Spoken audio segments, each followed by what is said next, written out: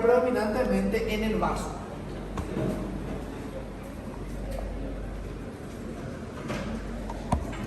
La causa puede ser como consecuencia de la destrucción de hemátides, se produce un incremento de LDH sérica y de bilirrubina indirecta en el suelo. ¿Se acuerdan que yo le dije que tenía que haber alguna situación que me hable cuando había hemólisis, la anemia hemolítica?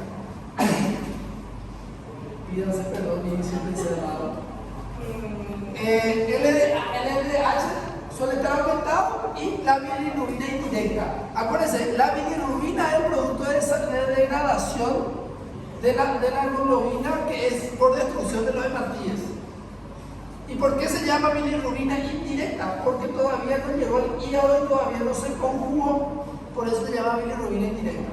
Estos son dos marcadores de hemólisis a nivel laboratorial. O sea, si yo pienso que la persona tiene hemólisis, tengo que pedirle LDH y bilirrubina indirecta. Si está alto y hay una anemia, entonces probablemente sea hemolítica. A causa del componente hemolítico intravascular, la liberación de hemoglobina desde el interior de los hematíes produce una disminución de una proteína sérica denominada aptoglobina. Aparte de eso, disminuye la aptoglobina, que es la proteína a la que se une la hemoglobina liberada, produciendo una disminución de la aptoglobina y la hemopexina.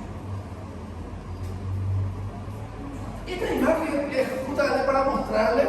Esta imagen tienen que acordarse cuando hablemos de trastorno de la bilirrubina el siguiente año, cuando hablemos de ictericia, también me va a hablar de esta situación.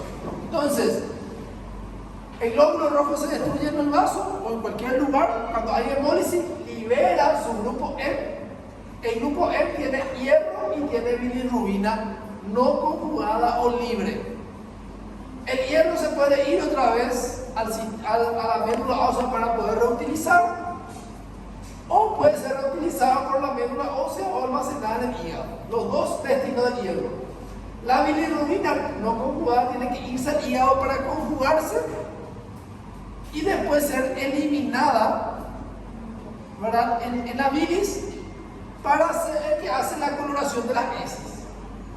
Porque gracias a la bilirrubina es lo que las heces tienen coloración marronácea, si no debe ser blanca. Y también libera globina, aparte que son aminoácidos, restos de la degradación de la hemoglobina.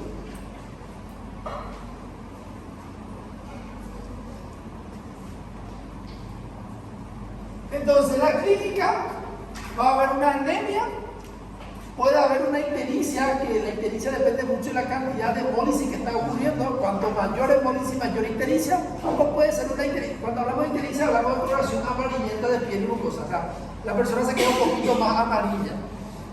La ictericia puede ser a veces puede ser muy marcada y a veces no tanto. Y hay esplenomegalia, aumento del vaso. ¿Por qué? Porque en el lugar donde normalmente aumenta la destrucción de los hematíes y entonces se agranda el vaso como resultante del proceso metabólico que ocurre ahí, la destrucción de los hematíes y sus restos.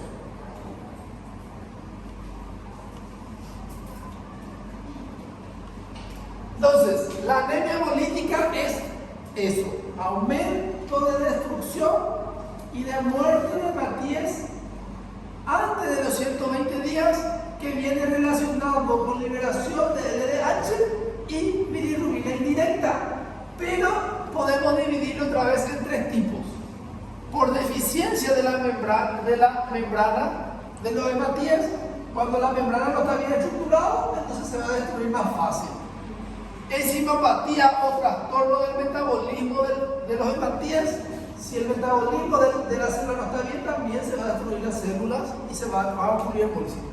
O defecto de la hemoglobina.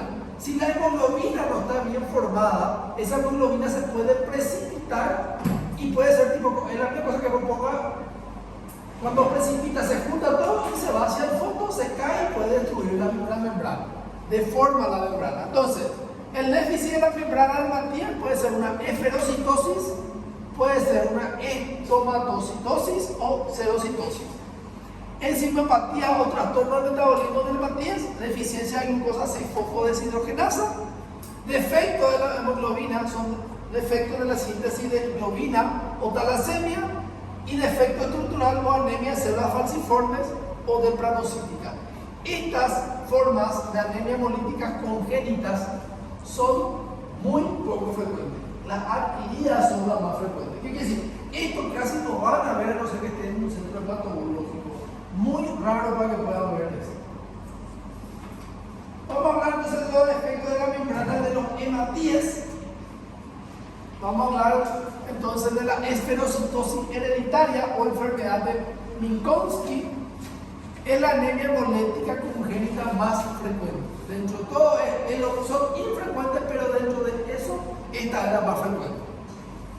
La etiopatogenia se trata de un trastorno en la proteína de la membrana, la anquirina en el 50% de los pacientes, banda 3 en el 25% y espectrinae en el 25% restante. Esas son proteínas de anclaje de la membrana que cuando se destruye la membrana se destruye también, que ocasiona un anclaje defectuoso de los fosfolípidos. Entonces, lo que hace que los fosfolípidos estén bien unidos y entonces mantengan la forma del glóbulo.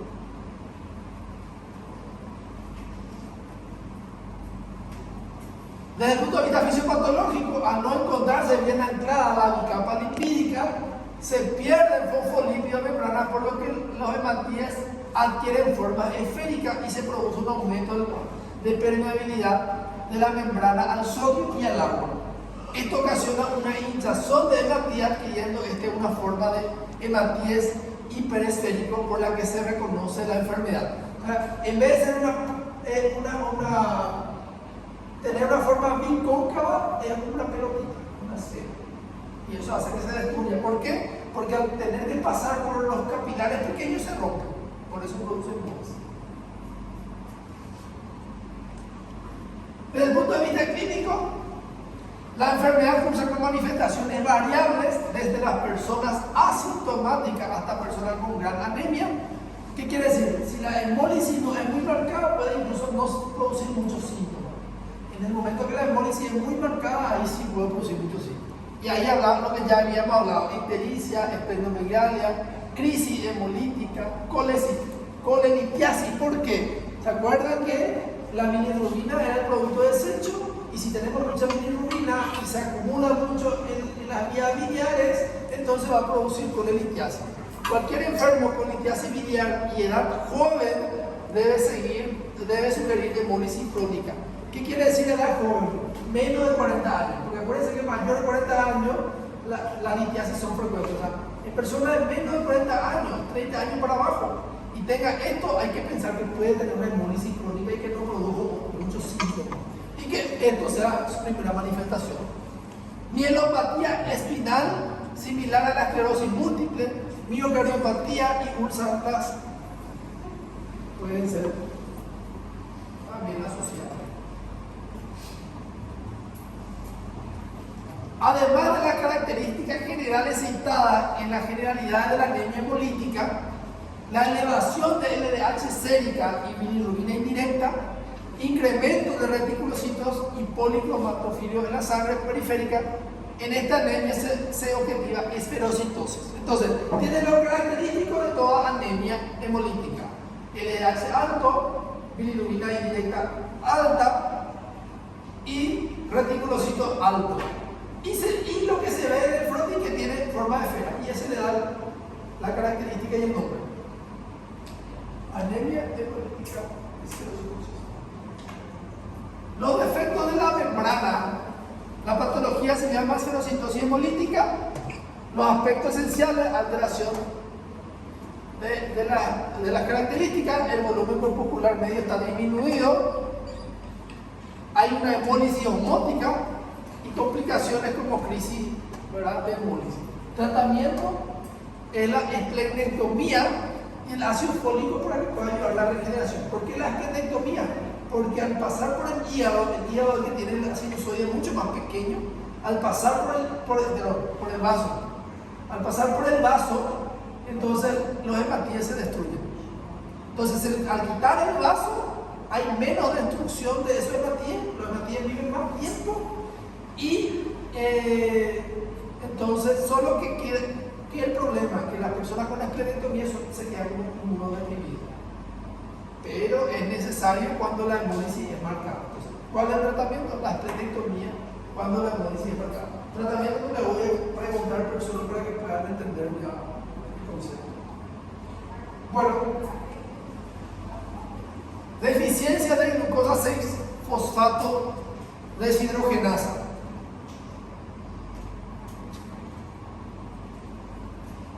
Es la causa más frecuente de anemia hemolítica enzimopática y se transmite mediante herencia ligada al cromosoma X. O sea, es prácticamente hereditario. La utilidad fundamental del ciclo de la hexosa monofosfato es la generación de NADPH, cuya finalidad es reducir el glutatión, que a su vez evita la oxidación de los grupos sulfídicos de la hemoglobina. O sea, participa en el metabolismo de la hemoglobina. La oxidación de los grupos sulfídicos produce metahemoglobina, que precipita al interior de los hematíes, ocasionando los denominados cuerpos de Heinz. ¿Se acuerdan del cuerpo de Heinz? Que se veía en el microscopio óptico, ¿verdad? Que ocasiona hemólisis intravascular y extravascular por lesión de la membrana de los hematíes.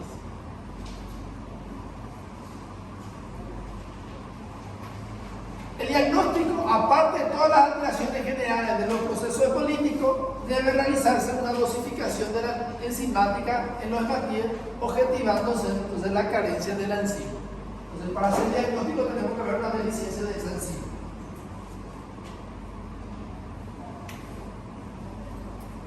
Después están los defectos de la síntesis de la hemoglobina o la talasemia. Toda aquella alteración que produce un déficit de la síntesis de hemoglobina se le conoce como talasemia.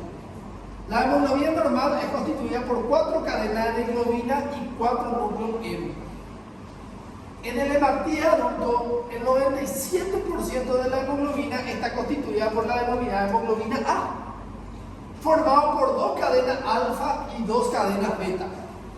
Y un 2% está formado por la hemoglobina A2, que está formada por alfa 2 y 2 delta. Y el 1% por la hemoglobina fetal, que tiene alfa 2 y tiene gamma 2.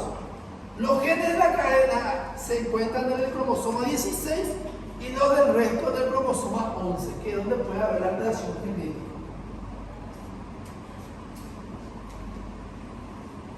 En la talasemia, el defecto hemolítico es provocado por el exceso de cadena globina que se sintetiza normalmente, que al no poder unirse a la cadena de globina que se sintetiza defectuosamente, precipita en el interior de los hematíes, ocasionando lesión del mismo y una hemólisis, además de una eritropoyesis ineficaz. Acuérdense, la hemoglobina tiene que tener una buena distribución dentro del glóbulo rojo. Si precipita, daña la membrana del glóbulo rojo, entonces se destruye, produce hemólisis.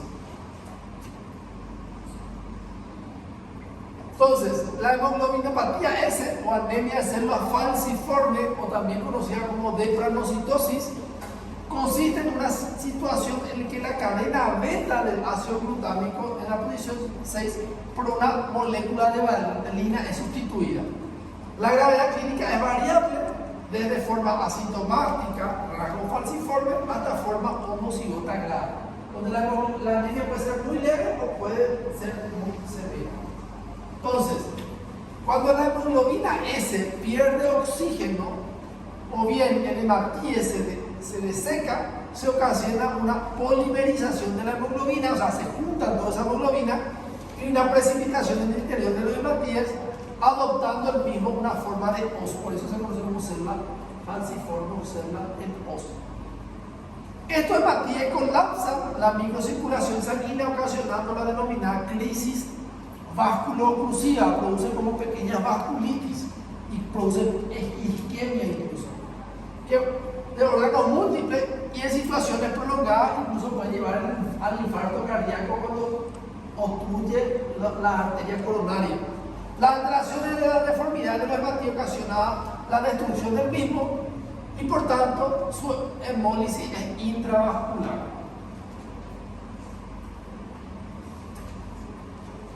Fuerza, estamos emocionante la anemia, ¿no? No es tan sencillo que se solo va abajo. Me encanta que se emocione. Ustedes no vieron linfocitos, yo por ahí se llamaba, había un grupo de linfocitos. Tiene un nombre. Homocitos. Era un linfocito T. Otro órgano de lo que con frecuencia aparece en infartos son huesos, cerebro, pulmón, riñón y piel, produciendo úlceras maleolares. En el vaso, como consecuencia de los infartos repetidos, va perdiendo su función, ocasionando una hipoesplenismo, también denominado autoesplenectomía. ¿Qué quiere decir? Como destruye, como precipita la hemoglobina, va destruyendo también los vasos y con el tiempo no necesita tener una esplenectomía. El mismo organismo se hace una autoesplenectomía porque destruye todos sus vasos. Que favorece la infección por gérmenes encapsulados. Hay que tener en cuenta siempre que uno no tiene vaso, pierde su capacidad inmune contra gérmenes encapsulados. Porque el vaso es un órgano hematopoyético linfocitario también de protección. De hecho, la sepsis neumocóxica es la causa más frecuente de mortalidad en los niños y los infartos óseos pueden sobreinfectarse y es típica la infección por salmonela. Y esto puede ser una imagen de un paciente con anemia hemolítica falciforme. Si ustedes pueden ver cómo hay destrucción del hueso. Miren, en una radiografía del hueso, claro. ¿Conocen ese hueso, verdad? Una parte de la rodilla, la parte distal próxima.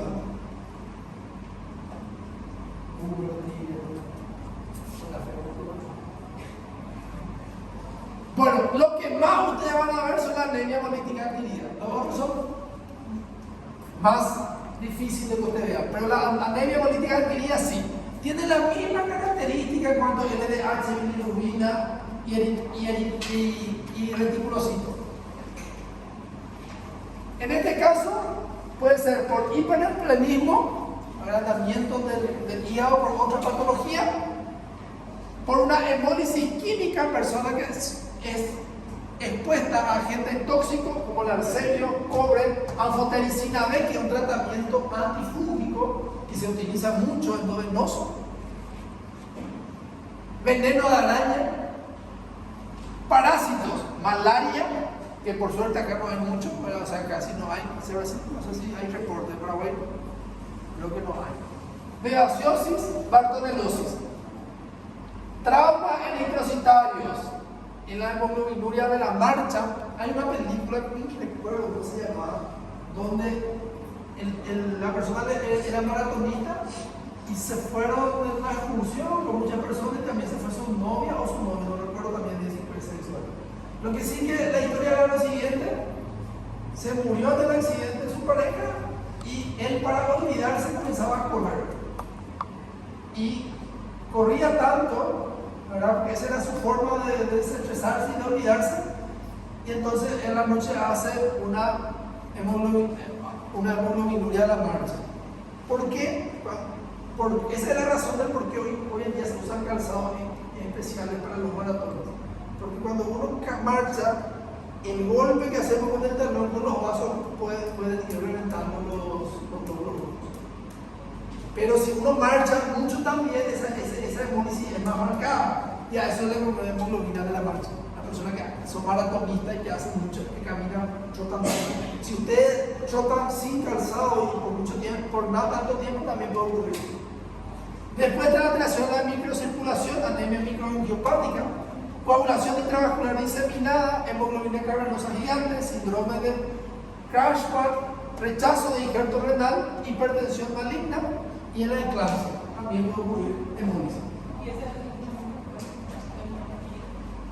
La adquirida, no hay uno que sea común. Todas estas son más frecuentes que los otros, pero las hemólisis no son muy frecuentes, pero sí van a ver en su vida diaria.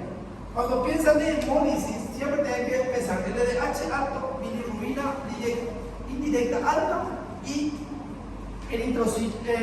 reticulocito alto. ¿Qué quiere decir? Es una anemia regenerativa. Esa frase que le estoy dando, guárdense para toda la vida. Esa que es para el examen. ¿Quieres decir la mía? Anemia inmunohemolítica. Estas son las más frecuentes de la anemia. la inmunohemólita, la que está dada por la inmunidad. Se denomina inmunohemólisis a la hemólisis mediada por inmunoglobulina o complemento, por las dos situaciones. Vamos terminando de fuerza. Yo sé que puede. Yo tengo que dar fuerza porque juega viernes. O sea, miércoles, cuando es jueves ya no quiero más saber nada. Anemia inmunohemolítica, se da cuenta, lo llamo en mi cara, ¿sí? No es que le odio a usted, no le quite a mí, no me quiero. Anemia inmunohemolítica mediada por complemento. En referencia a la patogénesis de la inmunohemólisis, si se produce activación del complemento, habitualmente IgM y a veces IgG, tiene que decir IgG. No sé por qué nunca cambia. Se produce porque no existe IgC, no existe. Ustedes conocen IgC, no existe. IgG tiene que decir. En algún momento se produce una destrucción inmediata de la membrana de los hematíes, ya que la última función del complemento C5 y C7 tiene acción lítica de la membrana. Son como si fuera que se va y destruye, como agujas que rompen un globo. La hemólisis mediada por complemento suele ser predominantemente intravascular. Y es así, como le dije, el complemento se va y se adhiere a la membrana y lo destruye y produce hemólisis.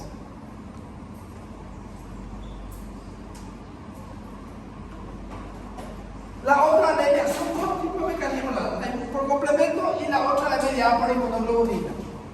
Tiene lugar fundamentalmente en el vaso, que quiere decir es extravascular, ya que los macrófagos estéticos tienen receptores para IgG. La captación de la hematía por el macrófago da lugar a su destrucción completa o bien parcial, produciendo una disminución de la membrana de la hematía para la fagocitosis. ¿Qué quiere decir? Va al vaso y ahí se produce anticuerpos que se adhieren a la membrana y ese anticuerpo que se le da reconocimiento al macrófago para que el macrófago le fagocite y destruya.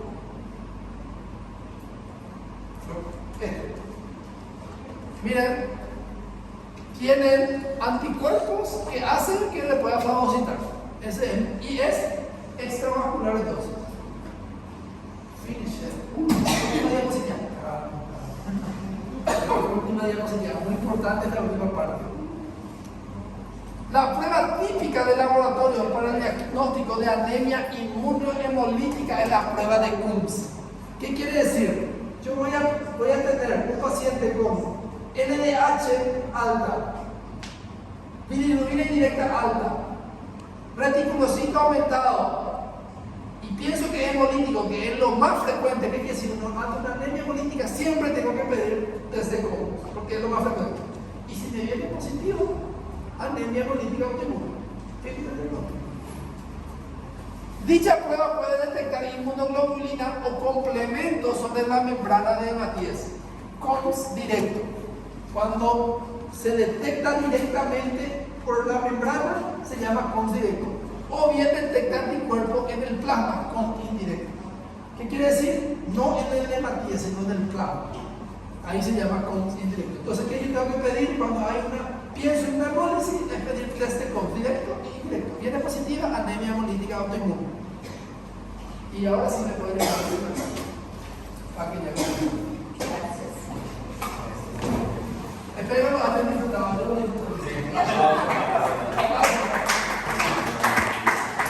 ¿Cuál es la diferencia entre un aplauso y una palmada? ¿Cuál es la diferencia? ¿Quién sabe cuál es la diferencia entre un aplauso y una palmada?